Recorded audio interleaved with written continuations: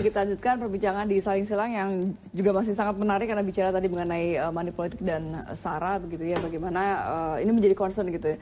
Dan untuk mengantisipasinya karena berdasarkan pengalaman-pengalaman selalu ada cara baru untuk bisa mengelabui begitu ya. Silakan Pak Zainuddin.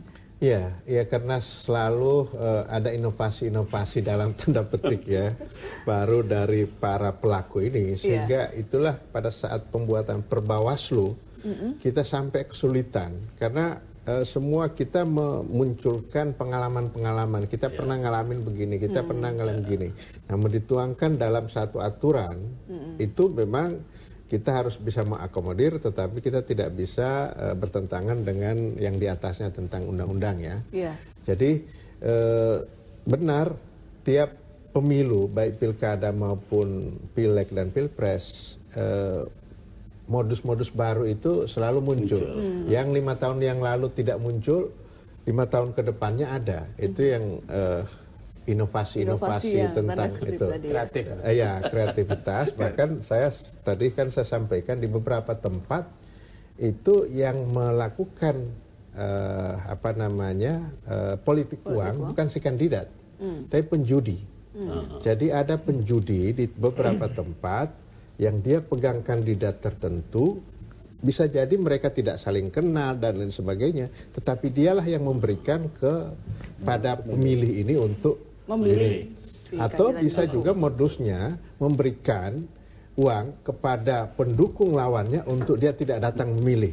Jadi bukan hanya untuk memilih, tetapi untuk tidak memilih. Jadi variasinya Pak Martinus banyak sekali. Ya, kecurangan. Ya, betul. Banyak ini dengan buat apa datang Anda meninggalkan pekerjaan, lebih baik tetap saja bertani di pasar. Ini doi. Dan regulasi ketinggalan ya. Iya. Itu. Nah, coba kalau orang menghalangi begitu apa coba ininya? Dan masuk kemana itu nanti pasarnya? Dan mereka senang. Nggak datang, dapat duit, ya kan? Tetapi pekerjaannya berjalan, cuma resikonya buat yang tadinya dia dukung kehilangan suara itu. Jadi modusnya berbagai macam, maka dukungan dari pihak Polri, Kejaksaan dan KPK memang kita sangat harapkan betul. Karena yang tahu modus-modus yang seperti ini pasti beliau-beliau yang di penegak hukum. Oh, bukan kami bukan Bapak yang tahu. Karena begini Pak, kita perlu itu Pak. Memang kalau itu kan kalau sudah tertangkap kita baru tahu ya modus-modusnya itu ya. Tapi kalau nggak tertangkap kan kita nggak tahu. Seperti ini saya jadi terpikir bagaimana saya mengumpulkan modus-modus ini dan saya publikasikan kan supaya orang pun tahu bahwa itulah yang menjadi objek pengawasan kan. Tahu jadinya seperti apa pengawasannya. Karena pikirnya selama ini kan oke tadi serangan fajar, serangan duha, serangan tengah diberikan oleh kandidat atau tim sukses. Ini yang di luar, yang nggak ada hubungan. Itu juga bisa memberikan. Yang bahkan kandidat sendiri tidak tahu bahwa orang itu bisa mendukung dia. Iya, masalah judi saja ya. Karena dia sedang berjudi dengan si kandidat ini, maka dia mempengaruhi para pemilih untuk memberikan suara ke sini dan jangan datang untuk memilih yang lawannya. Bagaimana itu untuk mengantisipasi hal semacam itu, Pak? Seperti misinformasi tadi. Jadi namanya tidak ada masuk di dalam administrasi penyelenggara. DPT ya. Itu kan DPT nggak ada, itu juga sebuah modus ya. Kemudian ada yang namanya vote buying tadi ada. Kemudian hate speech juga ada. Kemudian yang administrasi tadi yang tidak terregistrasi ya. Itu kita istilahkan itu election fraud ya, kecurangan-kecurangan pada saat pilkada. Tapi ini perlu dirumuskan cara-cara teknik modusnya ini tadi dan kita kumpulkan. Gimana Pak? Setuju itu Pak? Iya, setuju.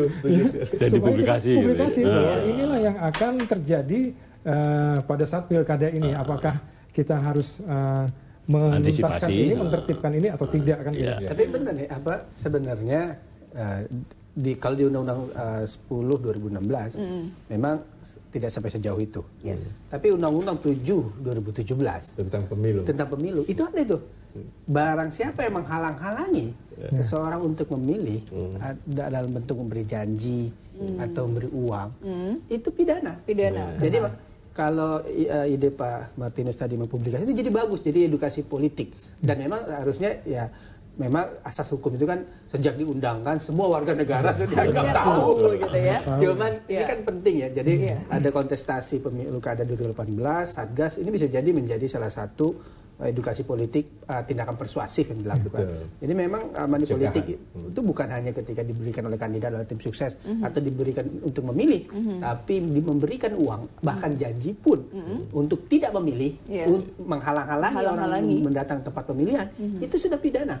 Nah, jadi ini publik memang perlu diberitahu sehingga mereka pun tahu ini tindakan yang salah dan Satgas bisa bertindak umpamanya. Saya pikir semua acara budaya dalam rangka kita membuat demokrasi kita lebih matang, lebih bersih, itu perlu terus didorong. Tapi artinya kalau misalnya nanti masyarakat menemukan kecurangan, ini mau melaporkan ke siapa nih? Ke Bawaslu langsung atau ke polisi atau bagaimana nanti masyarakat? Kalau misalnya ya dengan adanya Satgas juga kan sebenarnya memperkuat gitu, tapi nanti masyarakat bingung saya mau melapor kemana ya? Nanti ditindaklanjuti oleh siapa ya begitu? Ya, dari 2 Satgas ini yang kita akan bentuk itu ada hotline-nya, tapi memang direncanakan punya hotline. Kemudian akan ada nanti kalau di Satgas Anti Sara itu nanti ada semacam aplikasi di mana bisa langsung yang melihat dia bisa foto, dia kirim, screenshot dia kirim. Nah, tapi dalam prakteknya nanti kita berfungsi penyelidikan.